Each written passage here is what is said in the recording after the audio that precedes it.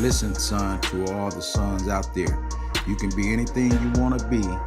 Keep God first and love yourself, love your family, and chase your dreams. Welcome to the Listen, Son podcast. Everybody, we back with another one. We got, man, this dude has been a good role model for me to look up to, a good mentor from afar. He don't even know it. And I know, my pops been supporting him in his athletic career from jump. So Tyray Petty is on the Listen Son podcast. Say what up to the people. What's going on, man? How y'all doing out there? Yep. Once again, we got my dad, Mike Bond Sr., and then I'm Junior. I'm Mike Bond Jr. So once you get into this episode and you find yourself fascinated by this man like we are, like, subscribe, share it, comment under it. All of the social media platforms, the email is you're gonna see advertised throughout the episode. Feel free to tap into it. But we're gonna get right into it, man. So, Pops, you wanna start us off? Tyray, you're like a son to me, young man. Yes, sir. Yes, sir. Yep, and thank you for joining the Listen Son podcast, taking time out, your busy schedule. No problem, man. On the holidays, it's definitely a good thing to give back and, just share some things about my life and get to catch up with you guys. Okay.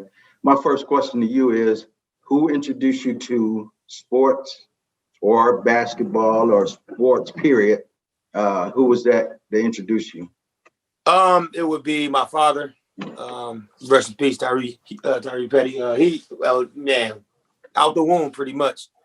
All sports, basketball, football, baseball. He did it in college. He played in the Army. So it kind of trickled down from me, then to my brothers, and then my other brothers. So I had to say my pops definitely got that started for me. Yeah, I knew the answer, but I just wanted you to explain to everyone. Yeah, because your dad, he was a pretty, he pushed you guys. Like I did, so. Yeah. Speak about that as well. Yeah. How can I put it? He pushed us, but it wasn't necessary because we really wanted to do it. So it was that extra, I guess he gave us that extra push, but we really loved it. Like I said, we watched him play, and we watched it on TV. I got an older brother that played a little bit, but he's more of a football player, like Mike. So, but once we got that ball in our hand, man, we fell in love with it, and he just was the game changer. Just gave us that extra push. And then, like I said, I got a twin, so we really motivated each other. So we didn't need a lot of push because we had it coming from the inside, but he got us started. And that's how I started. So what pushed you towards basketball more so than the other sports? I tried all the sports. I really love football. I really did. I was a quarterback at Tech. But then after the season, once the basketball season started, I started playing ball and things happened at Tech. I had to transfer. And when I went to my new school, Juneau, they didn't want me to play football because they was bad. They didn't want me to get hurt. So I really just fell in love with basketball even more. And that was my senior year. So it was like neck to neck. All through my life, it was neck to neck, like basketball and football. And then once I couldn't play my last year, I just focused everything on basketball. I want to jump in because my older brother is like 9 years older than me. I think my other brother is probably 45 years older than me. So growing up with a twin and another brother that you could have them backyard, rumbles with and things like that, man. Talk about that. Like, I know that's pretty cool. Oh man, first you didn't need too many friends because you had them, but you always gonna have friends, but you always had them in the house at all times, pretty much, beating up on each other, roughing each other up. And like I said, it's four of us. I got an older brother, me, then it's two more we all right there, that same, maybe 9-10 year range. And then, like I said, I got like a twin. We 10 months apart. So just pretty much copying each other. Want to be better than the other so we can get that clout in the house maybe. Or, we go out, have some fun, win, come back and talk about it at the dinner table or whatnot. A lot of trash talking going on, but I always tell a lot of my kids I train. It was very fun to have somebody that close that you can bond with super easy. Like the age difference was nowhere. We was right there. We did everything the same. Right. Everything we did was pretty much the same. Like you say, same school, man, same clothes, all that. We the same. So it made it easier. I don't even know nothing different about it. It's like, man, that's my right hand. And like I said, I got an older brother that was 5 years older than me. So it was we looked up to him, but then we all took from each other in a way. Yeah. You know, that's cool. I don't shout out to the brothers. You know, your brothers, man. I know y'all all successful in what y'all doing. But definitely, man, the testament to your mom and your dad's legacy that they have left with you guys. So before we just brush on past, is there anything you want to say to your pops? Man, we know he lived within me every day, man. Love him, miss him, but we holding it down for him, man. We trying to keep that name alive. Yep. And we all, like you said, we all pretty successful in what we do. One of my brothers is a rapper and do clothes, Rebel P, you know what I'm saying? Then me and my other brother play overseas. Then my big brother, he's a top guy at a high school in Chicago, like one of the top people for security in high school. So we all to kind of a different path, but we all maintaining and making it grow. And my sister, I can't forget about my sister. Can't forget about the singer. Yeah. She's still here in Milwaukee, Right. and she's working, hardworking lady. I just went to celebrate Christmas with her, surprised her and her son. So we doing pretty good. We doing pretty good. Good. So let's go to like when sports is big, middle school, high school. You kind of talked about it. You know, did you do anything on the AAU circuit? And then when you got to high school, why did you choose the high school you chose? So middle school, I really didn't. I didn't do AAU. I didn't do club ball, anything like that. Pretty much everything, warning. You know, the Milwaukee stuff, they know about warning, little summer leagues at North Division. Nothing traveling, really, not in middle school. Really I was into basketball, but I was a kid, man, running around, just trying to do everything, man. Yeah. Cut my shirt up and run around, chase the girls and all that stuff. But I think my 8th year, I was at Stuyvesant. I played a little bit, and I started getting kind of, recruited to the high schools. Tech, North. I lived close to North Division at the time. Couple schools, and then me and my brother was trying to do the same thing. We just trying to go to the same school, so we ended up choosing Tech at first. And I really went for football. I went to Tech football, played my first 2 years. He played football, but he was too small. They was beating him up. He quit as soon as he got hit the first time. So about even my first 2 years, no club ball, maybe some summer league for Tech. I really wasn't known. I was a small big man, you could say, that could shoot a little bit. Undersized big, but I was really a guard. But they was playing me as a big, so nobody's really recruiting me. Nobody knew me until after probably my going into my junior year. And that's when it kind of hit me. We played summer league for Tech, and I played very well. And then that school year started, and they really got a newspaper ad of me, like a real big. They publicized me, talking about I could be one of the next, better players that's coming out of Tech. That's when I got super serious about it. I was always lifting weights, always had nice size, but I really took it. I took it serious, more training after school, really studying the game, watching TV, watching the games and things like that. Then my brother got kicked off the team my junior year. Okay. He was a sophomore, I was a junior. So the way he got kicked off kind of messed with my head. Me being a big brother, I feel like I had to, take up for him for how it happened. So I took up for him. I ended up getting kicked off the team too. So it kind of subtracted or, delayed what was going on, what I thought was going to happen. So I transferred to Solomon Judo. Like I said, I had a lot of schools like Washington, Tulsa East, Tulsa West. Everybody wanted us to come, the brother duo, whatever.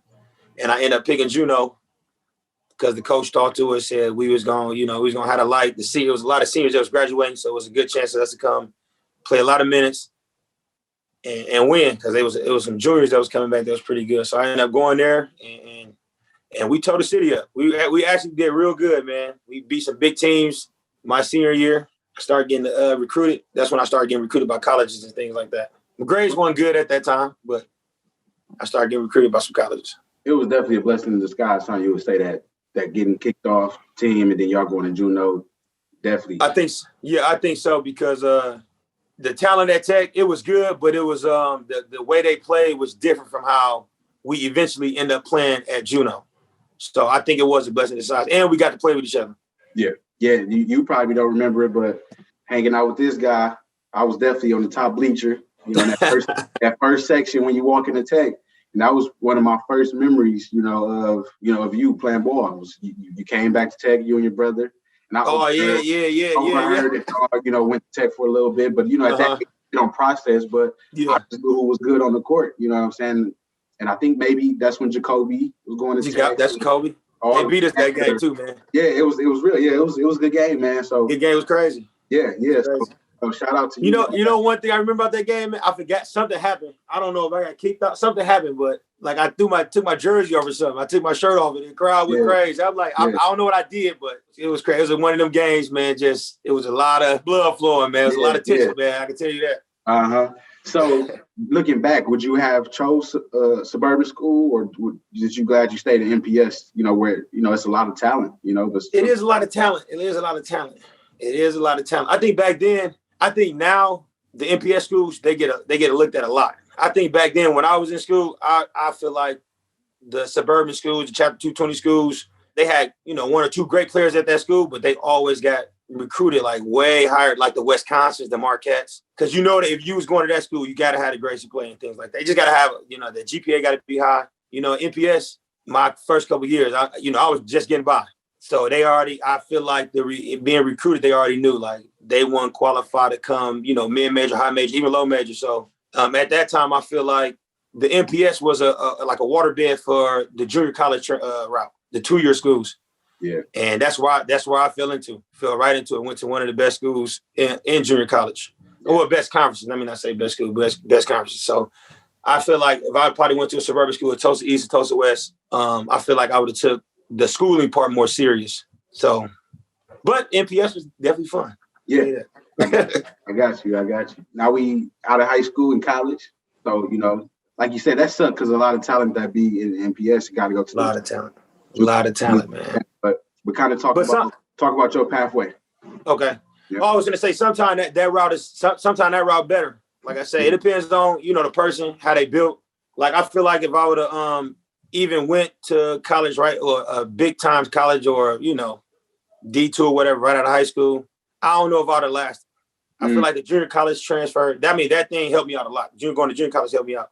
It got me prepared for the bigger college. Okay. So it's kind of like the right in between. Yeah. So it's not high school, but you're still young enough and you ain't got all them older people, too older. You still in that same kind of age bracket. You like, 18, 19, then you go to them 4 years. You up there with the 23, 24-year-olds and things like that. So it kind of, and I always moved around a lot, so it kind of slowed me down a little bit when I went to junior college, and I did it for 2 years. So I went to school in Kansas. I actually did 3 years because my first year I broke my hand, so I redshirted my first year. So man, I came off a great season in high school, really ready to counter that with an even better start to junior college. And my first game, man, I went up for a dunk. A guy clipped me, came down on my hand, my shooting hand, and broke the rarest bone in your body. So I was out for like 8 months and just set that whole year out. A lot of growing pains, I bet. Look, it had to be. A lot of growing pains. But then again, they, going there, they'll tell you one thing like, it's not a blessing in disguise, but this can help you, get stronger and work on your left hand and do this and that. But still, at the end of the day, I can, battle with my guys that I went out there with and play for the coach that got me there and stuff like that. So it was definitely tough. It was definitely tough at first. The first couple of months was tough because I couldn't move my hand. I had a cast all the way up. Like this little bone in my thumb, I had a cast all the way up to like the top of my shoulder almost. So it was definitely rough. And then watching them go out of town for games and things like that, I had to stay back. I couldn't go. So it was definitely tough for that. But, I grew out of it. I was all right. So then you left the school in Kansas, and that's when you end up in Utah? Oh, no, so my brother was still in high school. He graduated. Okay. And he ended up taking the same route as me. But his grades, this the brains of the operation. He the brains of the family. This the smart one, 3.8 GPA. He had like Syracuse, a couple of schools looking at him in high school. But he was like a head case. He was like the total opposite of me. I was a head case in the classroom, but I was great on the court. He was great in the classroom, but he was a head case on the court. So like he got kicked out of school. He got kicked off the team in high school. Like he played against Trayvon Hughes and some of the bigger, Wisconsin, some of the guys with the Marquette really put on for itself. So these teams start looking at him, but they end up kicking him off the team, and we end up teaming up. We drove out to a school called Allen County in Kansas. So when I got done in that summer, we drove they came to get me from my school, and we ended up driving to a school that was recruiting him. And I just went there, not even expecting to go. They just coming to get me to come back for summer. We go there, and I just played with the team. I just played because I was there, and we end up showing the coaches, like, they was like, man, we want both of y'all. Wow. And I ended up transferring with him. So, man, it was crazy. We played 2 years together, and then he was All-American. He was top 10 All-American player in the country. I was like 68. I was 500. I was good. So we ended up getting recruited. He got recruited real high. I was like low mid, and he was like mid high. He ended up going to Santa Clara, and I ended up going to Utah Valley University. So then that's when the transition. I went to the Mormon school, man. Went out there with the religion. Uh-huh. And that's where everything kind of started to, shape me. It kind of changed a lot of stuff just because it was real stricter out there. Right. Like that Mormon religion is crazy. I'm not a Mormon or nothing like that, but just being around that Joseph Smith stuff and all that was crazy, man. Yeah. I remember Davies at BYU got in trouble, Yeah, that's my boy, man. It's my boy. He's in Barcelona now, man. He big time. Well, yeah. Yeah, I know. Yep. You got to follow the rules. Got to. If you're gonna go to one of them schools, you better. Yeah. Because they don't care who you are. You could be, big time, top 20. You probably top 20 prospect, and got rid of them. Right. Yeah. So that's another testament to you, man. Not thinking you're above the rules or above a way of culture, and just like you said, using it as a way to shape and mold you. Right. Yeah. Yeah. I definitely can adapt to a lot of situations, especially now. Like I said, I adapted to that. Then, so I played 2 years out there. Put up some decent numbers. Okay, it was okay for Division I. Graduated with 3 degrees. Mm-hmm. They wanted me to come back. So before I started playing pro, they wanted me to come back to be a recruiter for the Midwest. So it was a crazy, like a basketball recruiter. Okay. Travel recruit for their school because they didn't. They was West Coast. They didn't really have that connection for the Midwest like that. Sounds good. At that time. So my coach always used to hide letters from me, man. It was crazy. So I had you came to find that out. Yeah, I ended up finding out by another player. Like he always come to me the first time he ever told me, like, man, dude, you got a Orlando Magic letter in the coach's office type like this. I'm like, no, man, like I don't. He said, yeah, man, I seen the Orlando Magic with your name on it for the summer, like maybe it was a workout, I don't know. But he's like, yeah, you got some letters in there from some agencies or from the NBA, whatever. So I ended up having a conversation with this coach, and he was like, man, I don't think you can play ball after this. I feel like with the way you get along with people, the way you interact, public speaking, communication, I feel like you could be a great recruiter for me in our school, our program in the Midwest area. You from there, a lot of people, your connection would be great for the school. So in my mind, I'm like, man, what are you talking about? Man, I'm 20, 21 maybe. I'm like, man, I'm trying to play ball. I done did this my whole life. I want to, it wasn't even about the NBA. I'm ready. I want to go overseas or, try at least. So we had a little, a little beef for a second. And then, like I said, I graduated. Then that's when the work began, man. Yeah. Possibly saying that stuff like that be happening, but I really don't be believing it. Yeah, man, that's crazy, man. I'm surprised you ain't, man. Man, surprised you ain't see that. It's crazy, man. They definitely like.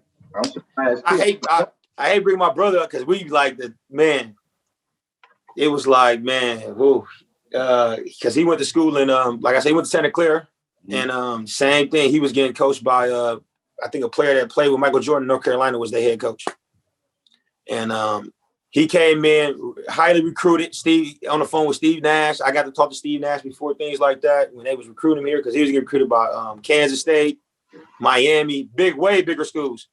And they talked to him like, man, you're gonna be this. If you come here, this is you. And the same kind of thing. They was losing, and him being kind of like he was a different type of leader. He was he's a head case, man. He was a head case. They ended up kicking him off the team.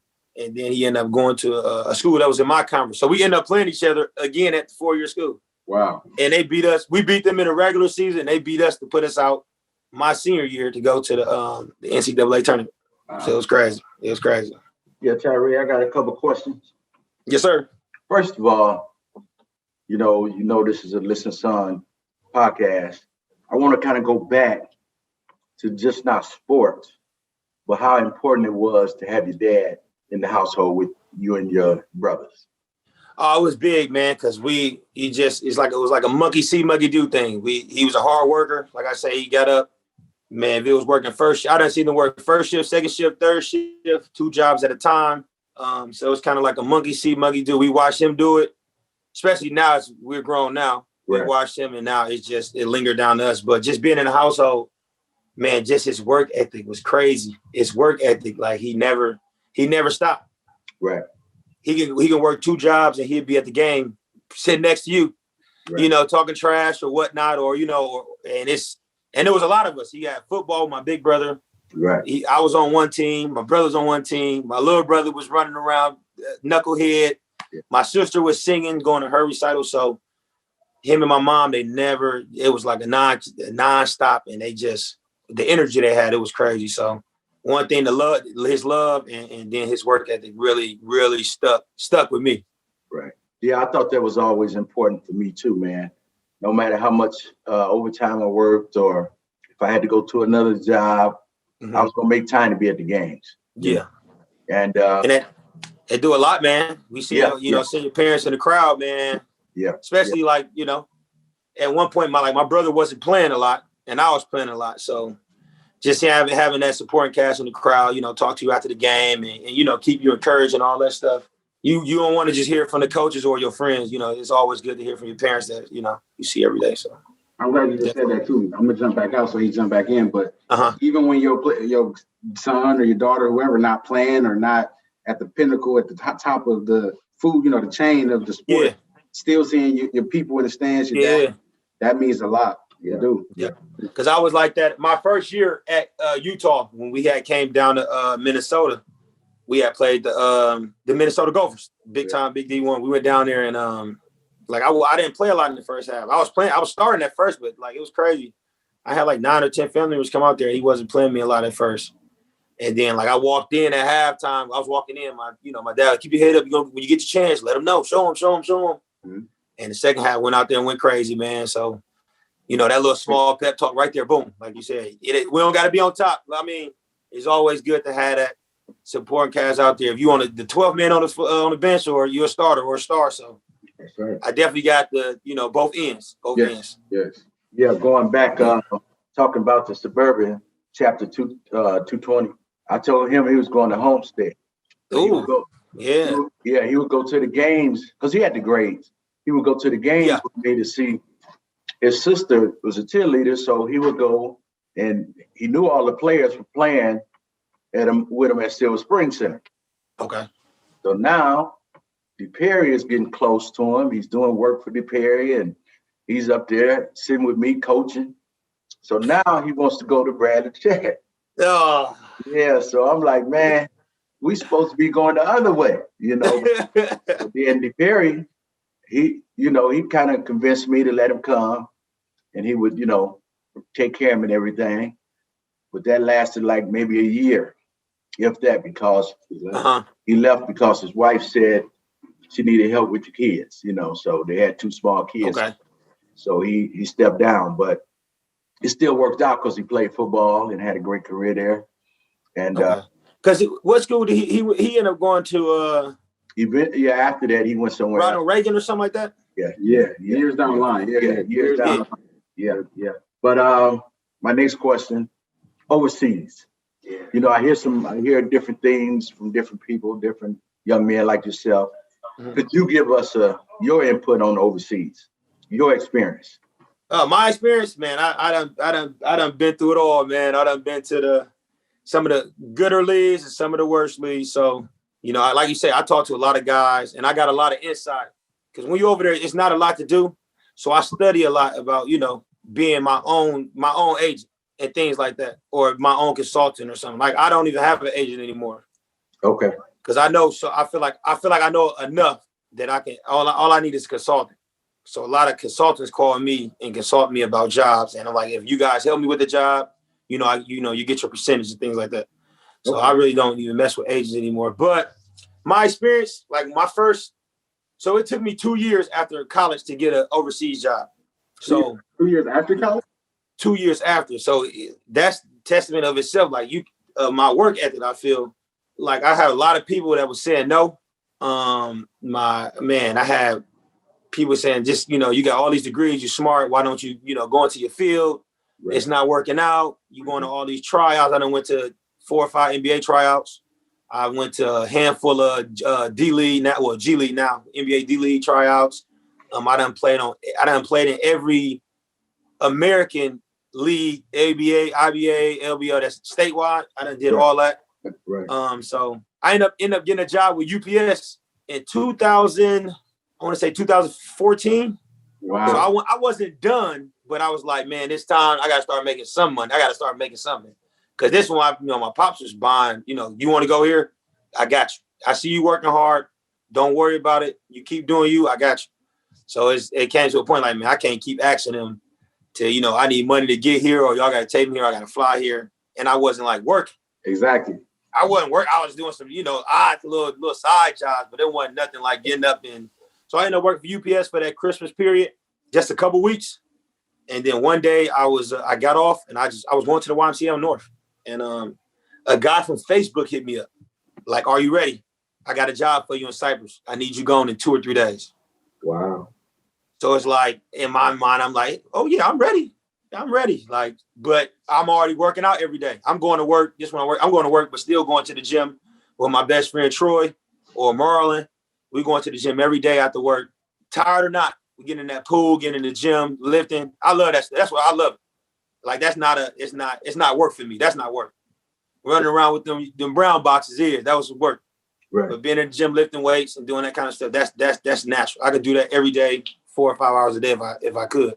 So I ended up flying out to Cyprus, and that was my first job. We won the championship. I made all import team, first team out there, Final Four, first team, all-star, everything. So we won the championship my first year, and I thought it was going to take off.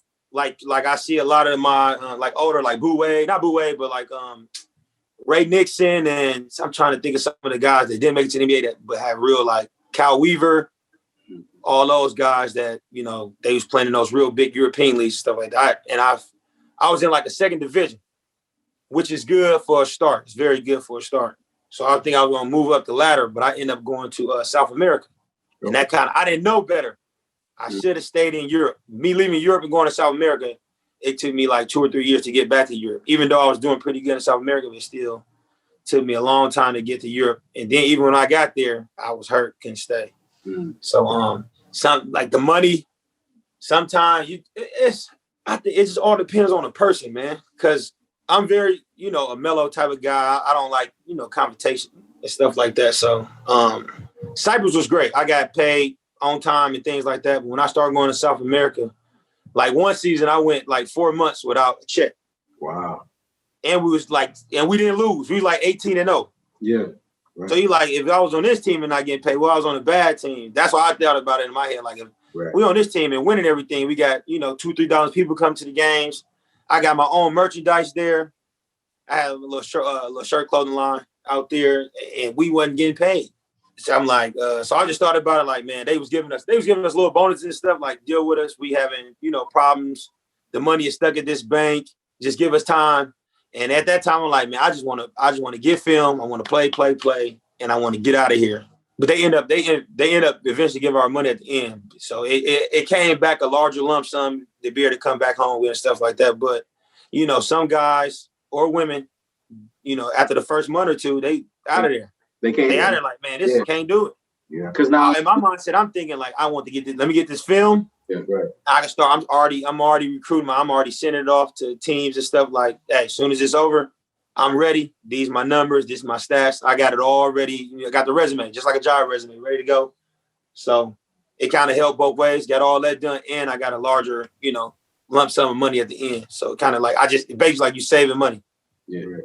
To me, that's kind of what, when people say go after it when you're young, that's kind of, my dad said it all the time. That's what you mean. But then we do go through situations like this, you know what I mean? Where it kind of, you ask for something, it's going to put you through the, it's going to put you through it. Can you do it? Can you do it? A lot of people can't, man. I done seen a lot of people like, man, they ain't paying me. I got out of here. I was just talking to Mike Taylor, one of the, best players that came out of Milwaukee. We just had a little conversation not too long ago, maybe a month. I was up here. and he done left like $100K on the table, just like not being paid in certain spots. My brother, and he was in Greece in probably 17, 30,000 on the table, just like, and you can sue him and take him to court and do all that stuff, but when you done, you ain't gonna have no money. They're gonna put you through all that. Yeah. It's tough. So it's really a grind. It ain't like the NBA. They treat you like the NBA over there, but they don't pay you like the NBA. Right. You know, like I said, you like a superstar there for sure, but you ain't get paid like one.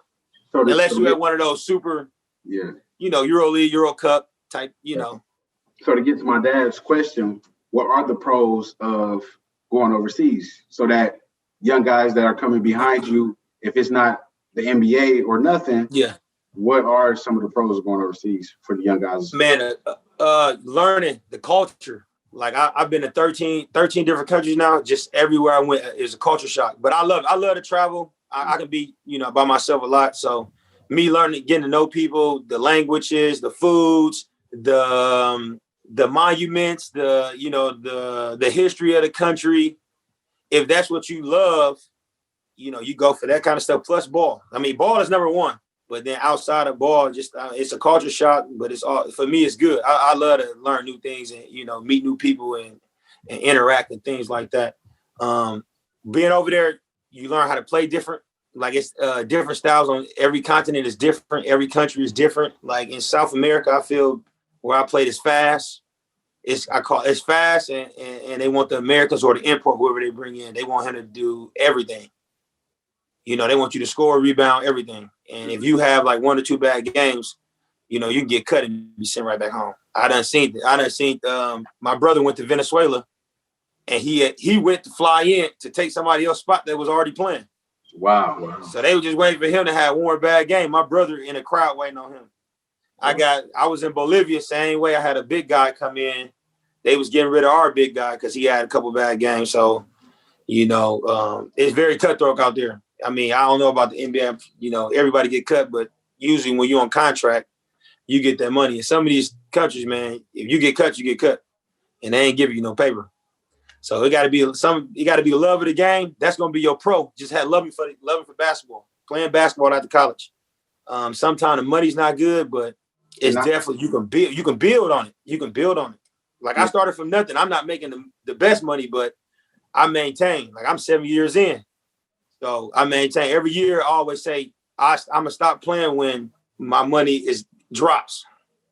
So maybe I started at $2,000 my first year every month. Went up to 3 or 4, went up to 6. And I'm like, if it goes down, that's when I'm like, that's it for me, man.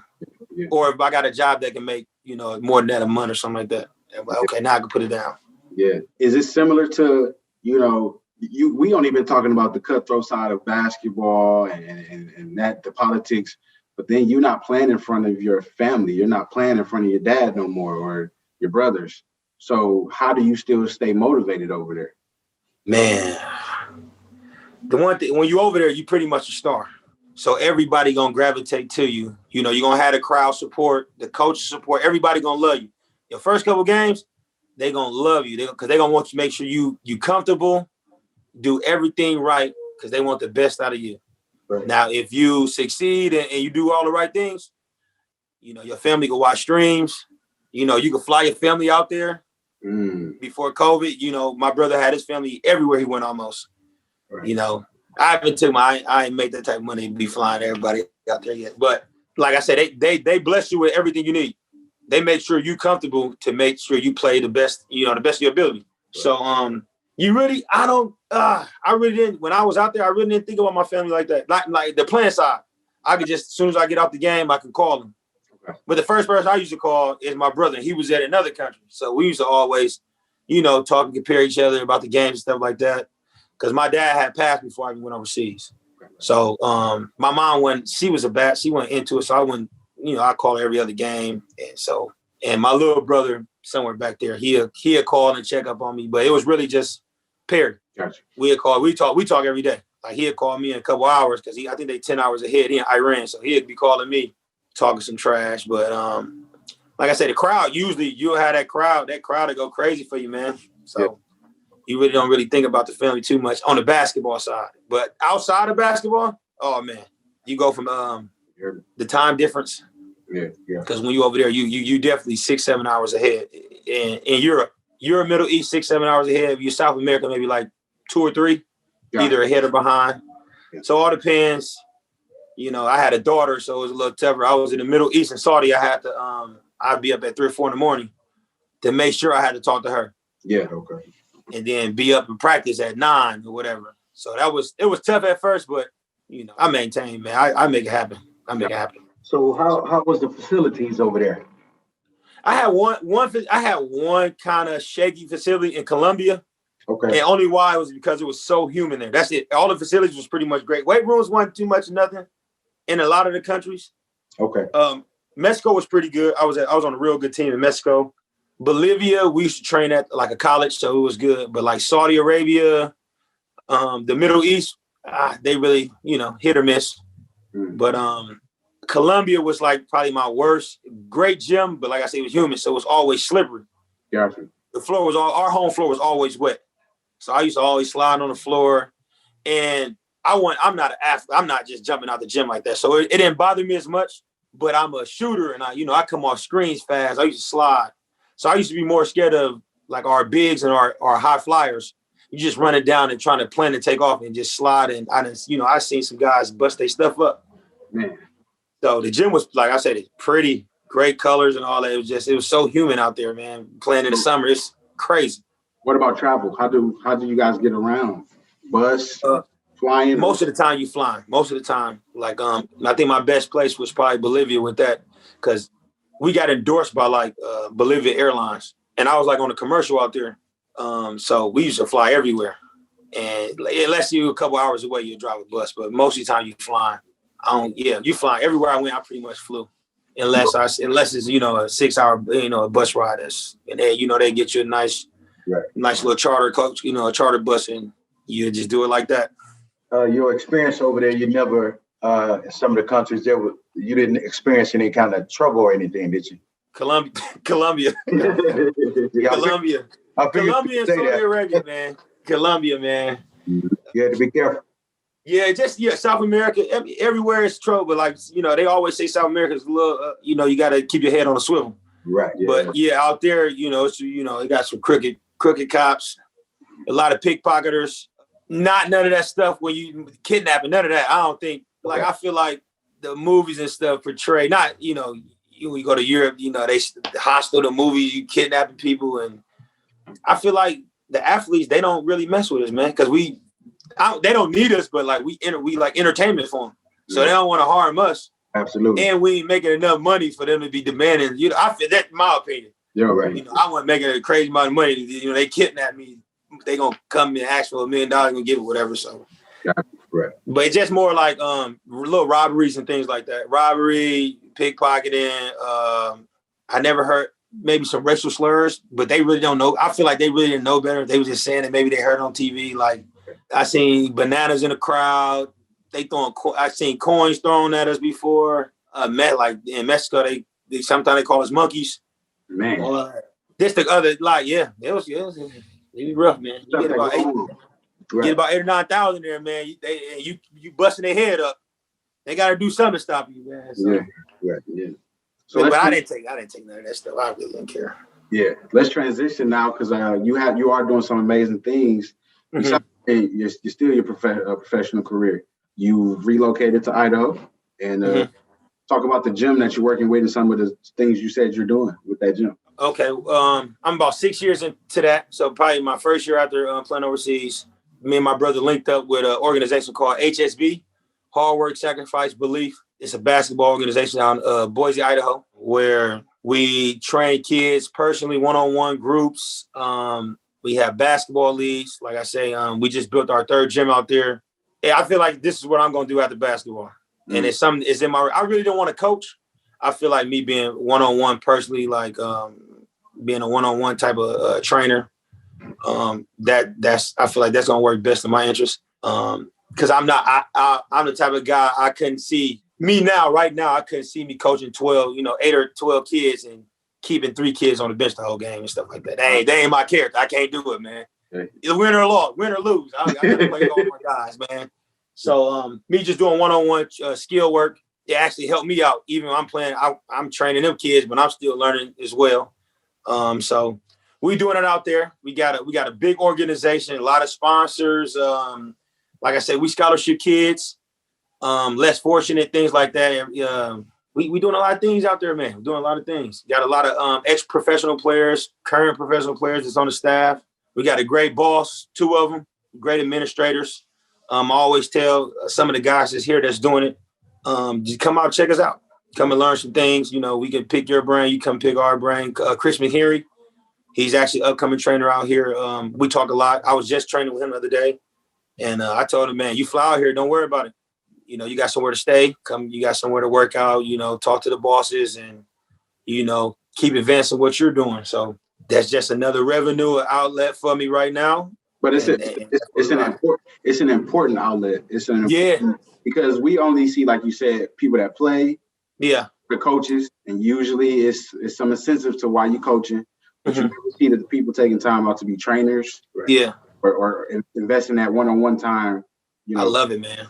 I love it, man. I love it. I really did. The next move is trying to transition it to like into Milwaukee, but like I always say, I don't want to sound like a a-hole or nothing like that. Just the money is way crazier there than here. Yeah. So like my training out there would be like 3 or 4 times as much as here. Mm-hmm. So it's like I'm trying to find that like you say, the sponsors and things like that to get the right people to come with me and put it in here. Me and my brother was always talking about it. My boss wanted us to do it down here, but he always say like the difference, the revenue difference is so bad.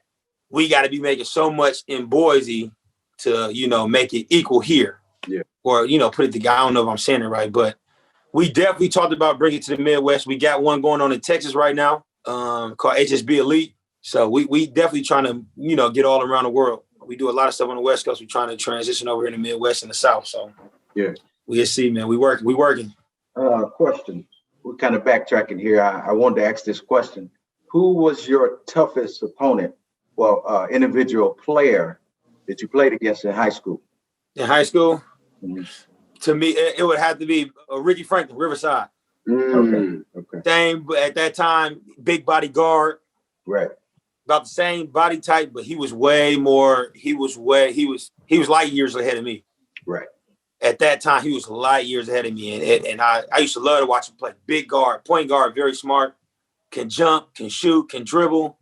Man, that was probably. And then he hit the game winner on us. Yes, right. That was when we lost 3 games, I think, that year, and that was one that got away from me. He hit a game winner against. It was in front of, I think it was my brother and Mitch. I mean, my boy Curtis Mitchell. Shot it over him, man. It was crazy, but like he was a tough guard. Handle with both hands, shoot with both hands. Right. It just man, he was crazy. That was mine. That's no brainer. He went to UWM, right? Shout out. He went to UW. He had big colleges. He had Miami. He had big colleges, and he ended up staying home. Right. That's one. Oh, another thing. I feel like if you can go, lead a city, man. Okay. If it's worth it, if it's like, you know, because I love to travel, so I feel like if it ain't like, I guess Marquette or Wisconsin or something like that, maybe UW too. I just feel like I love to travel. I want to see different things. Less distractions. Yeah. Less distractions. That's gonna be the number one thing. Everybody pulling on your coattail, especially when you do Division I big time and you got a name. You know everybody. It ain't just the family, your friends, everybody pulling you. They want something, they need something. Like you go out of town, it's a call. You say no, you don't got to pick it up. Mm-hmm. You know, they don't got to be knocking on the door. So I left, and it was probably one of the, you know, I feel like it helped me grow. Me being gone, it helped me grow overseas because I was used to being away from home already. You know what? You hate that it's like that. Yeah, be that way. But that's why situations that end up going to the professional career end up how they go, because usually you didn't get nipped in the bud in high school or college or things like that. Mm-hmm. So I definitely feel where you're coming from. I thank you for answering that question. That was my next question, because we have a cousin, man, at Tulsa East. You was telling me about him, yeah. Told you about him, 6'6", junior, highly being recruited. And I was going to say, what advice would you give to him or someone else is thinking? But you answered it. You know, you went on. Okay.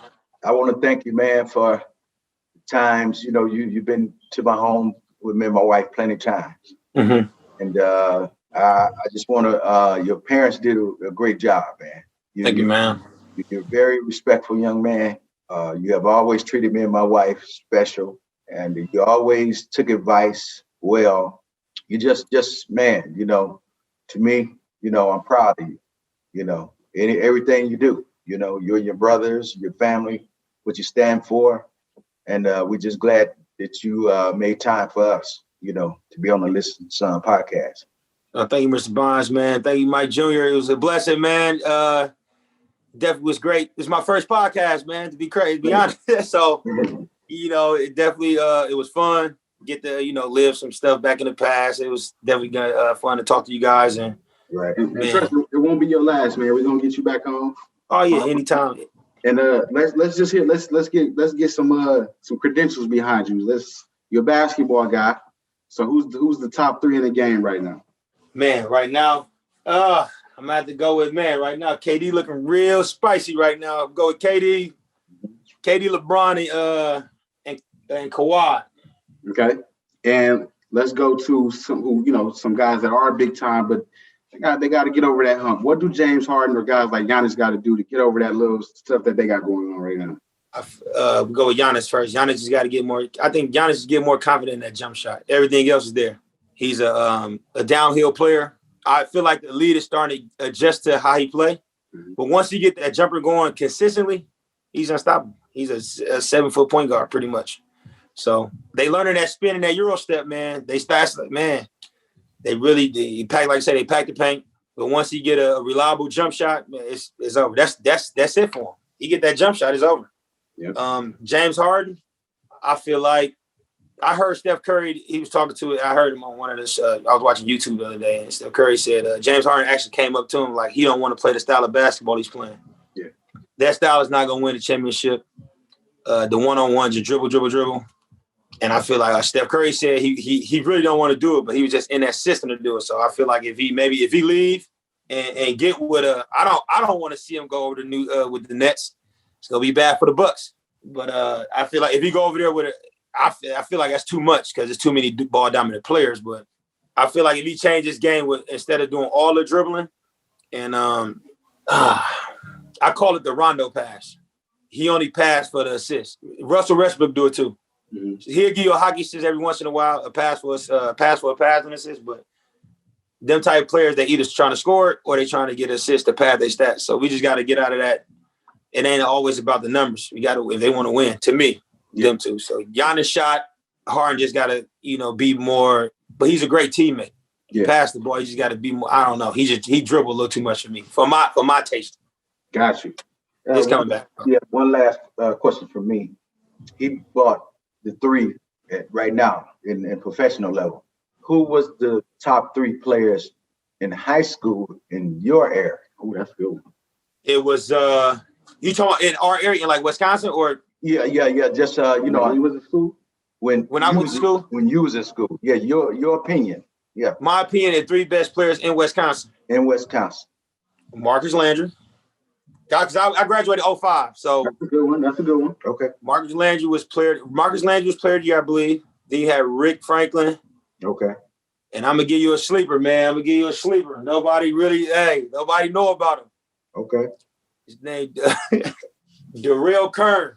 He went to Bayview. Okay. Nobody know about it, but it's crazy because he got way better. I feel like he even better now than he was in high school. But he was a killer. So he was before Dwight and Shane went there. Yes, he went with Dwight now. Okay. But I think Dwight, because Dwight was always a star, but it was him, Dwight.